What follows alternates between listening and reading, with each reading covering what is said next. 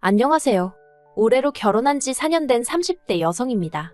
오늘 제가 이렇게 찾아온 건 익명의 힘을 빌려 저희 어머님 이야기를 좀 하고 싶어서요. 솔직히 친구들한테 하기에는 제 얼굴에 침 뱉기 같고 어쨌든 남편의 체면이라는 게 있으니까 좀 그렇더라고요.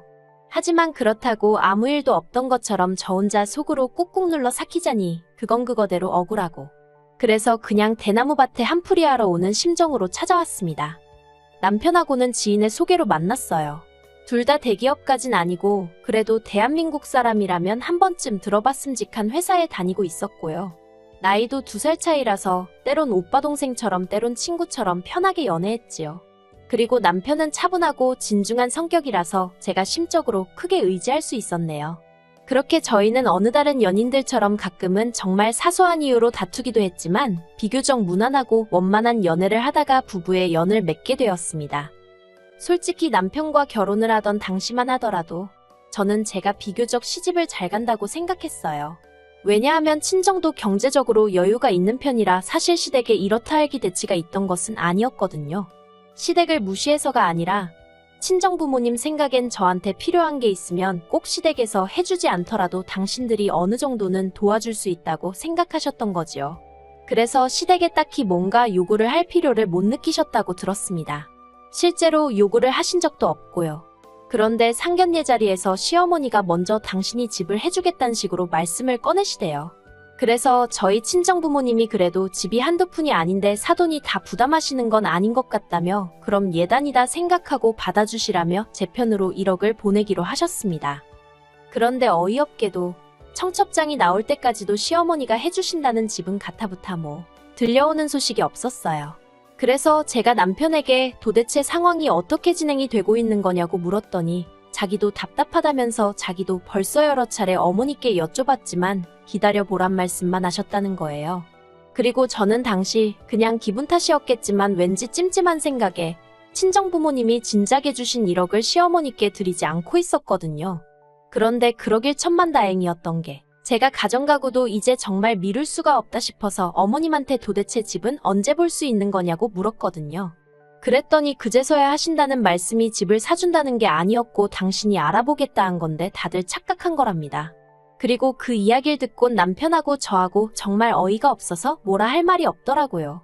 오죽 답답했으면 아니 그러면 하루라도 빨리 오해가 있었던 것 같다고 이야기를 해주셨어야 하는 거 아니냐고 제가 저도 모르게 따지듯 물었다니까요. 그랬더니 어머님이 당신이 저나 저희 부모님 볼낯이 없어서 차마 말을 못하셨다는데 당연히 그런 말 같지도 않은 변명이 제 귀에 들어올 리가 없었지요. 게다가 어머님이 그래도 당신이 집 하나 받은 곳이 있다며 저희를 데리고 가셨는데 알고 보니 서울도 아니고 경기도 그것도 시어머니 집에서 걸어서 10분 거리밖에 안 되는 곳이더라고요. 그리고는 하시는 말씀이 저희 직장까지 직행으로 다니는 버스도 있고 고속도로도 잘 나 있으니 출퇴근하는데 무리는 없을 거랍니다. 솔직히 지금도 그날을 생각하면 제 심장이 벌렁거릴 만큼 어이없고 황당한 말씀만 늘어놓으셨다니까요. 그리고 저는 당연히 그 집에는 들어가고 싶지 않았기 때문에 사방팔방으로 아파트를 알아보기 시작했습니다. 하지만 친정부모님이 재산이 있으셨다고는 해도 신혼집이 해결되었다 생각하셨던 탓에 이미 또 여기저기 돈이 묶이게 된 상황이었거든요. 그리고 서울의 회사 근처에는 예산에 맞는 마땅한 매물도 없었고요. 그래서 결국 울며 겨자 먹기로 예단으로 드리려던 1억에 저와 남편이 모은 돈을 합하여 어머님이 봐두셨다는 아파트에 전세로 들어가게 되었습니다. 어머님이 좋은 집인데 사야지 그걸 왜 전세로 들어가냐며 역성을 내셨지만 제가 보기엔 호재도 없고 무엇보다 시댁 근처에 집 샀다가 평생 발묶여 지낼 일이 있나 싶어서 그것만큼은 절대 싫다고 안 된다고 남편에게 난리를 쳤네요. 그리고 다행히 남편도 자기도 이 상황이 정말 짜증나고 저를 볼 면목이 없다며 미안해했거든요. 그래서 이 일로 저는 어머님에 대한 불신을 갖게 되긴 했지만 남편과의 관계 자체가 틀어지거나 그러진 않았네요. 그렇게 우여곡절 끝에 결혼을 하고 어머님이 골라주신 집에서 신혼살림을 차렸습니다. 그리고 비록 집은 마음에 들지 않았지만 그래도 처음 며칠은 정말로 이게 신혼이구나 싶을 만큼 남편과 알콩달콩 즐거운 나날을 보냈어요. 그런데 정말 딱 한 달쯤 되던 날이었어요. 주말이었는데 남편은 운동 간다고 나간 상황이었고 모처럼 혼자만의 시간을 만끽하고 있었는데 어머님한테 전화가 걸려왔습니다. 지금 저희 집으로 오고 계시다고요. 깜짝 놀라서 일단 급한 대로 집을 치우고 있는데 정말 5분도 안 돼서 어머님이 초인종을 누르셨습니다. 그리고 집 안으로 들어오신 어머님은 소주를 사오셨더라고요. 저더러 안주거리 좀 내오라 하셔서 급한 대로 냉장고를 털어 몇 가지 만드니 생각지도 못한 이야기를 꺼내셨습니다. 그건 바로 아주버님 와이프, 그러니까 형님에 관한 이야기였어요. 얼마나 신랄하게 형님 욕을 하시던지. 솔직히 저는 그때만 해도 형님이랑 몇 번 얘기를 나눠본 적도 없었고 그래서 어떤 분인지도 잘 알지 못했는데 제가 민망할 정도로 형님 욕을 하시면서 그간 이런 얘기할 곳이 없어서 너무 답답하셨다고 그러시더라고요. 그러면서 형님이 의부중이네 어쩌네 하시는데 며느리가 돼서는 어머님 떨어 불편하니까 저한테 그런 이야기는 하지 마세요 할 수도 없잖아요. 그래서 어설프게 그러냐고 대꾸를 해드리긴 했는데 정말 마음이 편치가 않더라고요. 그리고 이런 일은 이후로도 몇 번이나 반복되었고 결국 안 되겠다 싶어서 제가 남편에게 어머님이 그런 이유로 찾아오시는 거 불편하다고 얘기를 했어요. 그랬더니 남편이 미안하다면서 자기가 어머님한테 잘 말씀드리겠다고 하더라고요. 그런데 더 어이없는 건 시집오고 2년쯤 되어 가니까 어느 정도 형님이랑도 친해졌거든요. 그리고 그러면서 아주버님네 내외랑 저희 부부가 같이 가벼운 술자리를 갖게 되었는데 그때 형님이 말문을 열기를 실은 어머님이 제 흉을 어찌나 보던지 하마터면 제가 이상한 사람이라고 생각할 뻔했다는 거예요. 게다가 어머님이 무슨 말씀을 얼마나 하셨는지 그리고 형님이 그중 얼마나 저에게 얘기를 해주신 건진 모르겠지만 제 흉이라고 하신 이야기 대부분이 저희 친정이 돈 좀 있다면서도 제가 그렇게 돈 쓰는 게 쪼잔하다고 그러시더랍니다. 한 번씩 기분 내고 그런 맛이 없다고요. 그러니까 한마디로 특별한 이유가 없으면 제가 시부모님한테 용돈을 드린다던가 선물을 한다던가 그런 건 없었는데 그게 불만이셨던 거지요. 그런데 친정이 돈이 있다고 제가 꼭 돈을 헤프게 써야 되는 건 아니잖아요. 돈을 아껴 쓴다고 욕을 먹을 줄은 상상도 못했네요. 하지만 제가 단지 어머님이 제 뒤에서 제 욕을 하셨다고 이렇게 안 보고 살겠다는 마음까지 먹게 된 것은 아닙니다. 제가 정말 어머님에 대해서 다시 생각하게 된 건 어머님이 선을 지키지 못하시고 자꾸 저희 친정 재산에 욕심을 내시고 막말을 하셨기 때문이에요. 사실 결혼할 때부터 남편과는 서로 모든 재산을 오픈한 상황이었기 때문에 제가 직접적으로 시어머니께 말씀을 드리진 않았어도 결국 다 알게 되시더라고요. 그리고 저는 저희 친정부모님이 무슨 부도덕한 방법으로 재산을 일구신 것도 아니고 성실히 노력하여 만드신 재산이었기 때문에 그걸 굳이 숨겨야겠다는 생각도 하지 않았습니다. 그래서 시부모님이 아시게 되셨을 때도 조금 불편하단 생각은 있었지만 한편으론 친정부모님에 대한 자부심 같은 것도 느끼고 있었어요. 물론 그렇다고 상대적으로 형편이 여유롭지 못했던 시부모님을 무시하고 그랬던 것은 절대로 아니고요. 그런데 언젠가부터 시어머니가 자꾸 저희 친정 재산을 들먹이시면서 이런저런 말씀을 한마디씩 하시는데 그게 그렇게 듣기 거북하대요. 그리고 결정적인 사건의 시작은 작년에 친정어머니 명의로 되어 있던 주택이 재개발 허가가 나면서였습니다. 앞으로도 몇 년이나 걸릴 일이었지만 친정어머니께선 그 소식으로 무척 기분이 좋으셨고 저더러 아파트가 올라가고 나면 제 명의로 해줄 테니 거기 들어가 살라는 말씀도 하셨거든요. 그리고 그 이야기를 듣곤 남편이 덩달아 신나하더니 기어이 그 이야기를 시어머니한테 한 모양이었습니다. 솔직히 제가 남편더러 시댁에 이야기하지 말라던가 그런 소리를 안 했기 때문에 남편더러 뭐하러 그런 소리를 했냐 할 수는 없었지만 그래도 짜증은 나더라고요. 그런데 그 소식을 들은 시어머니가 보이신 반응이 정말 가관이었습니다. 저더러 그럼 지금 그 집엔 누가 살고 있냐 물으시길래 외삼촌하고 외숙모가 살고 계시다고 말씀드렸거든요.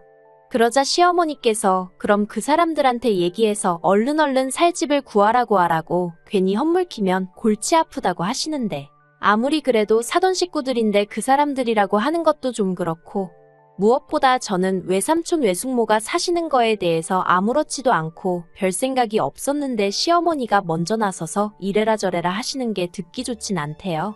하지만 차마 기분 나쁜 티를 내긴 그래서 그냥 어른들이 알아서 하시겠죠 하고 적당히 대꾸했습니다. 그런데도 시어머니께서는 저더러 니 건 네가 챙겨야 하는 법이라며 몇 번이나 친정어머니한테 공증을 받아놓는 게 좋지 않겠냐? 네가 한 번씩 가서 외삼촌네가 어떻게 살고 있는지 들여다보고 이게 네 집이 될 거라는 걸 각인을 시켜라. 정말 듣기 불편한 이야기만 골라서 하시더라고요. 하지만 저를 당황케 한 시어머니의 말씀은 그게 다가 아니었습니다. 올해 초 남동생이 꽤 좋은 회사에 취직이 되었어요. 그리고 원래는 취업 선물로 친정어머니가 차를 사주시려고 했는데 남동생이 차는 당장 급하지 않다면서 그걸로 오피스텔을 사주면 안 되냐 했던 모양입니다. 자기가 대출을 받아서 얼마 정도는 보태겠다고요. 그런데 친정부모님 입장에서는 20대 남자면 집보단 차에 관심이 많을 줄 알았는데 나름대로 집을 사달라고 하니까 그게 꽤나 기특해 보이셨던 모양이에요. 그래서 친정부모님이 어차피 장가갈 때 집을 해줄 생각도 있으셨고 월세도 아낄 겸 겸사겸사 미리 해준다는 마음으로 작은 아파트 한 채를 사주셨다 들었습니다. 그리고 이건 저에게도 미리 말씀하셨던 부분이고 저는 딸로서 그리고 누나로서 동생을 축하하는 마음만 있었지 그에 대해서 어떤 불편한 감정도 갖고 있지 않았지요.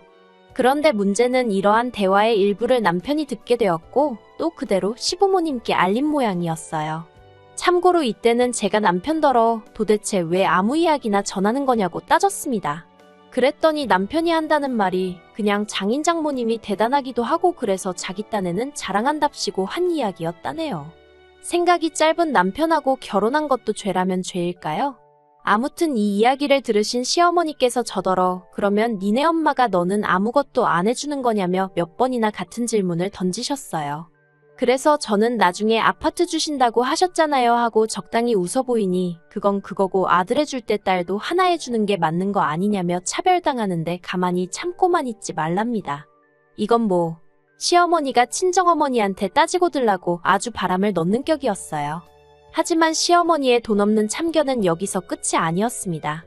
저더러 앞으로도 제 거다 싶으면 바보같이 남한테 뺏기지 말고 다 쟁취해야 한다나요.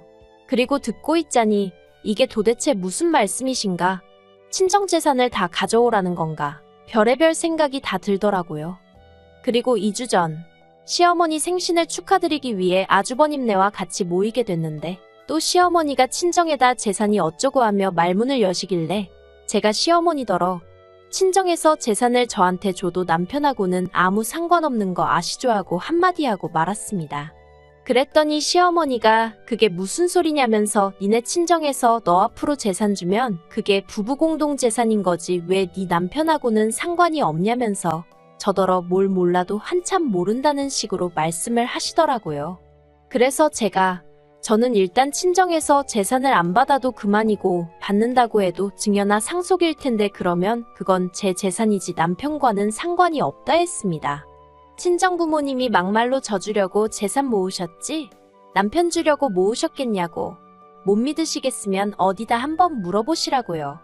그러자 시어머니 안색이 울그락불그락 하더니 갑자기 입맛을 베렸다며 생일이고 뭐고 필요 없다 하시며 먼저 자리에서 일어나시대요.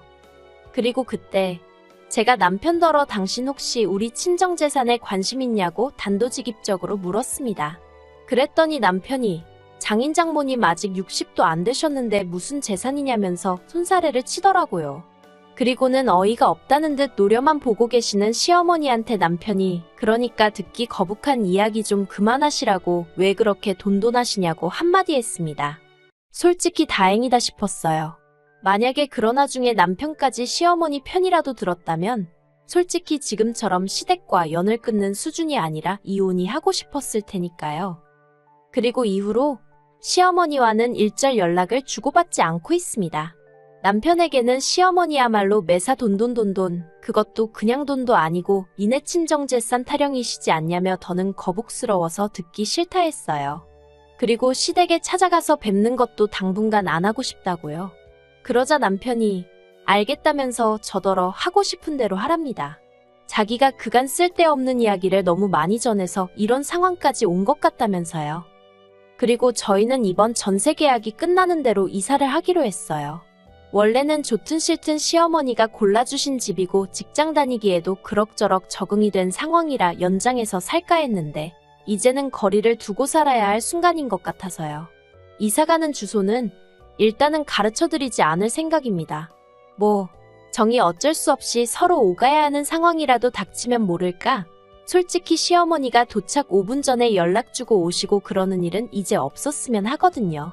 아무튼 친정재산이 당신 재산이라도 되는 것 마냥 말씀하시던 시어머니셨으니 지금쯤이면 어쩌면 저랑 이렇게 된 게 당신이 재산상 손해를 본 거라고 오해하고 계실지도 모르겠네요. 하지만 시어머니가 혹시나 이 이야기를 듣게 되신다면 꼭 꿈 깨시라 말씀드리고 싶어요.